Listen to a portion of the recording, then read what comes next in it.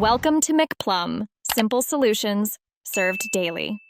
You begin by preparing the workspace and tools so you don't fumble mid-repair. Use a tri-point pry tool and thin picks to separate the seam. This reduces stress on the plastic hinge. Once done, work slowly around the lip with small, even force to lift the top shell. This exposes the internals while protecting the speaker mesh. Make sure to keep screws organized and photograph the layout so you know where each spring and connector goes when reassembling. You'll now remove the old cell carefully because puncturing it can be hazardous.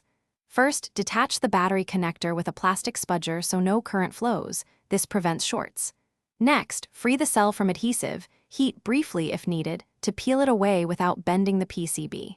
Once removed, compare polarity and size to the replacement, then seat the new battery and reconnect the terminal. After reattaching, power up to confirm charging and basic audio before moving to the final assembly. Finish by reinstalling internal parts exactly as you removed them so fit and grounding remain correct.